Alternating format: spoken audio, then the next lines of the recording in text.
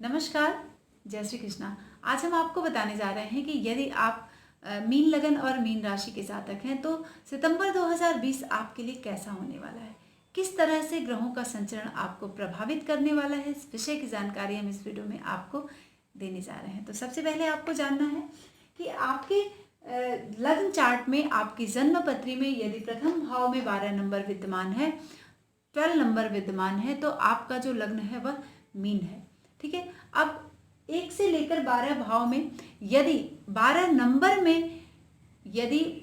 Number में चंद्रमा विद्यमान है तो आपकी जो राशि है वह मीन है। मीन राशि और मीन लगन का जो स्वामी है वह बृहस्पति होता है और ज्ञान के कारक होते हैं बृहस्पति। ठीक है। ऐसे लोग बहुत ही विद्वान होते हैं और इनकी दृष्टि जो होती है बड़ी ही सुंदर होती है, बड़े ही मनमोहक होते हैं और बड़े ही प्यारी दृष्टि जिसको हम कहते हैं वह होते हैं। और जल से उत्पन्न पदार्थ इनको जो है वह बहुत ही ज़्यादा पसंद होता है, बड़े ही प्रिय जलीय पदार्थ जो है इनको बहुत प्रिय होता है और इनसे इनका धनार्जन भी बहुत अच्छा होता है। ठीक है। अब हम चलते हैं कि आपके लग्न का जो स्वामी है वह कहाँ पर संचरण कर रहा है इस महीने में, क्योंकि लग्न का मजबूत होना बहुत ही ज़रूरी है और इम्पॉर्टेंट है। तो हमेशा हम लग्न को नज़रअंदाज कर देते हैं मित्रों, लेकिन हर भाव में सबसे ज़्यादा इम्पॉर्टेंट क्या है, आपका लग्न और उसकी मजबूती। और इसी तरह हम गोचर में भी देखते हैं कि उस महीने में हमारा लग्नेश कहाँ पर संचरण कर रहा है, जिससे कि वो हमारे समस्त कार्यों को प्रभावित कर रहा है। आपके लग्न का स्वामी आपके 10वें भाव में संचरण कर रहा है और धनु राशि में संचरण कर रहे हैं। बृहस्पति देव धनु राशि में संचरण कर रहे हैं और धनु राशि उनकी अपनी राशि है। तो यहाँ पर आपको सबसे ज़्यादा क्या ज़रूरी है, क्योंकि बृहस्पति आपके 10वें भाव में बैठकर ये 13 तारीख तक ये वक्री रहेंगे और 13 तारीख को बृहस्पति देव जो है वह मार्गी हो जाएंगे और पंचम दृष्टि से आपके धन भाव को देख रहे हैं, आपके सुख भाव को देख रहे हैं और आपके शत्रु को भी नज़र लगाए हुए हैं, है ना। तो अब आपके धन में भी आपके अच्छा करेंगे, वृद्धि करेंगे, आपके सुख में भी वृद्धि करेंगे और आपके शत्रुओं को भी दबाकर रखने वाले हैं। ठीक है। तो अगर आपके 10वें भाव में बैठकर आपके लग्नेश और दशमेश के स्वामी जब 10वें भाव में बैठेंगे तो वो समस्त चीज़ों से आपको लाभ पहुंचाएंगे, आपका समस्त बातों में आपका कल्याण करने वाले हैं, है ना। लेकिन धन को लेकर थोड़ा सा आपको यहाँ पर, अब चूंकि धन भाव पर दृष्टि डाल रहे हैं तो जो हानि अगर कराने के लिए सोच रहे हैं तो उसमें आपको शुभता प्रदान करेंगे। ठीक है। स्थान एक जगह से दूसरी जगह जाने की संभावना बन रही है, एक जगह से दूसरी जगह प्रमोशन की या डिमोशन की संभावना यहाँ पर बन रही है। तो गुरुदेव 10वें भाव में बैठकर ये इस तरह से आपको जायदाद अगर कोई है उसमें खतरा उत्पन्न कर सकते हैं, तो ये बात का ध्यान आपको यहाँ पर रखना होगा। ठीक है। बच्चों के विषय में आपको कुछ चिंता होगी, क्योंकि बृहस्पति देव जो है वो संतान के भी कारक हैं। तो यहाँ पर आपको इन बातों का ध्यान बृहस्पति को लेकर रखना होगा और बाकी चीज़ों के लिए यह काफ़ी शुभता प्रदान कर रहे हैं। द्वितीय भाव के स्वामी मंगल है। मंगल की स्थिति यानी मेष राशि में ही मंगल द्वितीय भाव में ही संचरण कर रहा है। आपके भाग्य का भी स्वामी मंगल ही है। मंगल और अपने से यानी 6ठे भाव में विद्यमान है, भाग्येश अपने से 6ठे भाव में विद्यमान है और स्वराशि में बैठा हुआ है। तो 6ठे भाव में बैठने की वजह से आपको मंगल से लोगों के शत्रुओं का भय आपको कुछ यहाँ पर थोड़ा सा हो सकता है। ठीक है। और आपके पुत्र को थोड़ी सी यहाँ पर पुत्र के ऊपर ध्यान देने की ज़रूरत है, अपने स्वास्थ्य पर ध्यान देने की ज़रूरत है और अपनी बुद्धि को बहुत कंट्रोल रखने की ज़रूरत है, क्योंकि जो मंगल का संचरण है वह द्वितीय भाव में बैठकर वह शुभता आपको प्रदान नहीं कर रहा है। ठीक है। वात पित्त कफ यानी सरकारी मामलों में थोड़ा सा आपको सावधानी बरतनी होगी और आग से विशेष तौर पर आपको बचना होगा और चोरों से भी बचना होगा, नहीं तो कुछ सामान चोरी होने की संभावना यहाँ पर बन रही है। शत्रुओं से संबंधित कष्ट उत्पन्न हो सकता है। सरकारी मामलों में भी कुछ मंगल यहाँ पर कष्ट आपको प्रदान कर सकता है और कुछ अंदर ही अंदर कुछ ऐसा भय देगा मंगल यहाँ पर, जिससे कि वो शुभता आपको नहीं मिलेगी। ठीक है। और मधुर वाणी भी बुलवाएगा।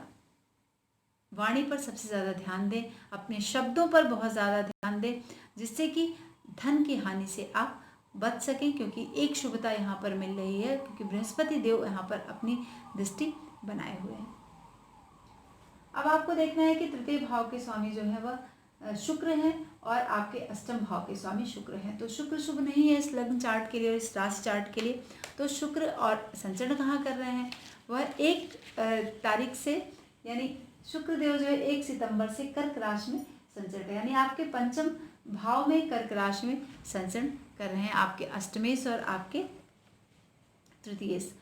अष्टमेश और तृतीयेश का जो संचरण है वह पंचम भाव में है, जिससे कि आपको थोड़ी सी एक स्थिति जो है वह संतोषजनक बनाएगा। शुक्र जो अच्छी स्थिति में, क्योंकि वह त्रिकोण में संचरण करेंगे, तो यहाँ पर संबंधियों से मुलाकात करा सकते हैं शुक्रदेव।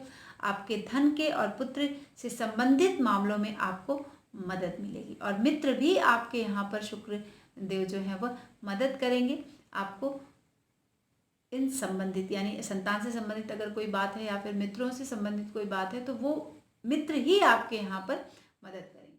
बुध देव जो है वह सप्तम भाव में आपके संचरण करेंगे, और 2 सितंबर से लेकर 22 सितंबर तक वह कन्या राशि में रहेंगे और सप्तम भाव में रहेंगे। तो सप्तम भाव में कुछ कष्ट प्रदान कर सकते हैं, क्योंकि वह द्विस्वभाव राशि और बाधक ग्रह अपने ही घर में विद्यमान है, और असफलता के चांसेस बुध देव यहाँ पर बना रहे हैं। लेकिन जब 22 तारीख से वह आपके अष्टम भाव में आ जाएंगे और आपके द्वितीय भाव को यहाँ पर दृष्टि प्रदान करेंगे, तो आपको यहाँ पर सफलता प्रदान करेंगे, आपको अपने कामों में विजय प्रदान करेंगे। पुत्र से संबंधित जो प्रॉब्लम थी वो उसमें आपको सफलता देंगे, उससे संबंधित जो चिंता है वह दूर हो जाएगी। धन से रिलेटेड प्रॉब्लम को सॉल्व करेंगे बुध देव अष्टम भाव में बैठकर, और सुंदर वस्त्रों का लाभ भी आपको यहाँ पर 22 तारीख के बाद से करा सकते हैं। ठीक है, तो बुध की स्थिति आपने देखी, यानी चतुर्थ भाव का सुख भी प्रदान करेंगे जब वह अष्टम भाव में जाएंगे। तो ये स्थिति आपने यहाँ पर पॉजिटिव देखी बुध की। अब आपको देखना है कि बृहस्पति, अब चूंकि यहाँ पर लग्नेश आपके दशम भाव में संचरण कर रहे हैं, सूर्य की स्थिति क्या है, सूर्य आपके छठे भाव के स्वामी है ना। छठे भाव का स्वामी 16 सितंबर तक सिंह राशि में ही संचरण करेगा। तो छठे भाव में बैठकर सूर्य की जो स्थिति है वह आपको एक स्वास्थ्य से संबंधित लाभ करा देंगे सूर्यदेव। तो अगर आप परेशान हैं अपने स्वास्थ्य को लेकर, तो 16 तारीख तक आपको, 16 अगस्त से लेकर 16 सितंबर तक स्वास्थ्य में सुंदर लाभ आपको यहाँ पर कराएंगे, और जो मन में जो दुख है उससे छुटकारा मिल जाएगा। शत्रु आपके पराजित होंगे, सूर्यदेव चूंकि यहीं पर बैठे हैं, और शत्रुओं से लाभ आपको यहाँ पर मिल सकता है। उनकी शुभता आपको, चूँकि वो पराजित होंगे, काफ़ी दिनों से वो उन्होंने आपको तंग करके रखा है, जो मीन लगन और मीन राशि के जातक हैं वहाँ पर शुभता आपको प्रदान करेंगे। लेकिन जब वो सप्तम भाव में संचरण करेंगे, यानी 16 सितंबर को 9:07 से उनका संचरण कन्या राशि में आएगा, तो बुधादित्य योग भी यहाँ बनाएंगे, क्योंकि ये 22 तारीख तक ये भी बैठे हैं यहाँ पर, बुध भी यहीं पर हैं और सूर्य भी वहाँ पर संचरण करेंगे। तो एक बुधादित्य योग का सुंदर निर्माण होने जा रहा है आपकी जन्म पत्री में। और हाँ, शनि और सूर्य षष्टक योग में भी रहेंगे, तो भी यहाँ पर आपको थोड़े से संभलने की, एकदम सावधान रहने की ज़रूरत है। सप्तम भाव में बैठकर जब सप्तम भाव में सूर्यदेव संचरण करेंगे, तो आपको प्रवास की स्थिति बना सकते हैं। पेट में कुछ कष्ट की संभावना बन सकती है, जिसको लेकर आपको थोड़ा सा परेशान आपको यहाँ पर कर सकते हैं। और हाँ, नाभि के नीचे यानी गुप्त स्थान पर ये कंडीशन स्वास्थ्य से रिलेटेड आपको यहाँ पर हो सकती है। पेट में भी कुछ समस्या आ सकती है, तो स्वास्थ्य को लेकर आपको यहाँ पर सावधानी बरतनी है। ठीक है, वैसे 7, 8, 9 छठे भाव पर बृहस्पति की भी यहाँ पर दृष्टि पड़ेगी, तो बृहस्पति देव जो है ये शुभता आपको यहाँ पर प्रदान कर रहे हैं। स्वास्थ्य में तो कुछ लाभ आपको कराएंगे।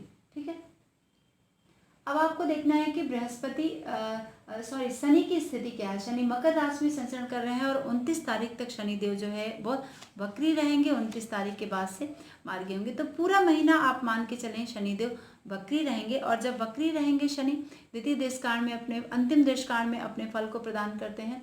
तो अभी 24 जनवरी से उनका संचरण मकर राशि में है। एकादश भाव का शनि काफ़ी अच्छा होता है। बहुत सारे लाभ आपको यहाँ पर प्रदान करने आ रहे हैं शनिदेव। इस गोचर काल में ये जो गोचर है स्त्रियों के लिए बहुत लाभदायी होंगे। आप अगर स्त्री हैं तो भी बहुत पॉजिटिव होगा, या फिर पुरुष है तो आपको स्त्रियों से लाभ की संभावना बढ़ रही है। धन का भी लाभ शनिदेव यहाँ पर आपको कराएंगे। तो आप सब प्रकार से शनिदेव यहाँ पर आपको सुखी रखेंगे, संपत्ति भी आपको मिलेगी और साथ में सम्मान भी प्रदान करेंगे।